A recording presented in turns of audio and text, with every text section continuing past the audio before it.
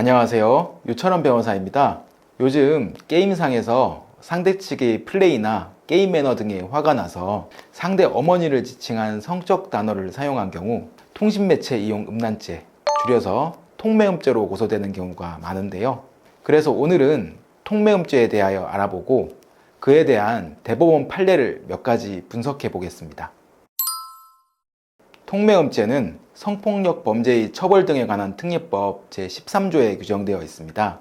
이 조항에 따르면 자기 또는 다른 사람의 성적 욕망을 유발하거나 만족시킬 목적으로 통신매체를 통하여 성적 수치심이나 혐오감을 일으키는 말, 음향, 글, 그림, 영상 또는 물건을 상대방에게 도달시킨 사람은 2년 이하의 징역 또는 2천만 원 이하의 벌금에 처한다고 규정하고 있는데요. 통매음죄는 성범죄이기 때문에 벌금 100만 원만 넘어가도 공무원인 경우는 당연퇴직이 되고요. 해외여행을 하거나 이민 등을 갈 때 성범죄자에게 제한을 가하는 나라들이 있는데 여기에 해당될 경우 예상치 않게 불이익을 볼 수 있어서요. 문제가 될 경우 조기에 적절하게 대응하는 것이 좋습니다. 스마트폰 등으로 성기 사진을 보낸다거나 성적 수치심을 일으키는 문자 메시지 등을 보내거나 게임 중 성적인 의미가 담긴 채팅 등을 보낸 경우 해당 조항에 따라 처벌이 가능해요. 여기서 성기 사진 등을 보내는 경우는 착오로 보냈다고 항변하는 것 이외에는 다툼의 여지가 거의 없는데요. 대부분 다른 사진을 보내려다 사진을 잘못 보냈다고 변명하지만 수사기관이나 법원은 잘 받아들여주지 않는 것 같습니다. 주로 다툼의 대상이 되는 것은 문자 메시지나 게임 채팅 내용이 자기 또는 타인의 성적 욕망을 유발하거나 만족시킬 목적에 해당하는지 여부인데요. 이 기준이 조금은 모호해서 판례가 엇갈리고 있어요. 이제 대법원에서 나온 유죄와 무죄 판례 각 한 개씩을 살펴볼 건데요. 무죄 판례는 항소심, 즉 2심에서 유죄 판결이 있었던 것을 대법원에서 뒤집은 것이고, 유죄 판결은 2심에서는 무죄였는데 반대로 대법원에서 유죄로 판결한 사건이에요.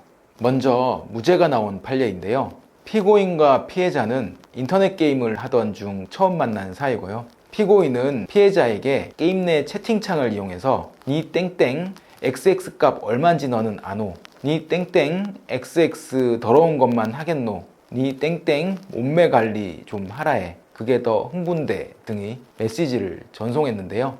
대법원 판례는 이 메시지는 상대 부모를 대상으로 모멸감을 주는 표현이 있기는 하나 피고인은 상대방과의 다툼 과정에서 자신의 분노를 표현하는 것이 주된 목적이었을 뿐 상대방에게 성적 수치심을 줌으로써 자신의 심리적 만족을 얻고자 하는 욕망이 있었다고 인정하기 어렵다고 보아 유죄를 선고한 원심 판결을 무죄 취지로 파기환송했습니다. 판례를 보고 추측해보면 피해자가 피고인에게 음란 표현 못지않게 욕설을 하며 대응한 것이 아닌가 싶은데요. 실제 판례 내용을 보면 피해자도 피고인에게 적극적으로 대응하는 메시지를 보냄으로써 피고인과 다툼이 생겼다고 나와 있고요. 피고인은 이와 같이 다투는 과정에서 다소 공격적인 피해자의 메시지 내용에 화가 나서 이 사건 메시지를 한 문장씩 전송한 걸로 나와 있습니다. 판례는 서로 주고받은 대화의 주된 내용이 다툼과 분노의 표현이었다고 보아 통매음에 대하여 무죄 판결을 선고한 것이 아닌가 싶습니다.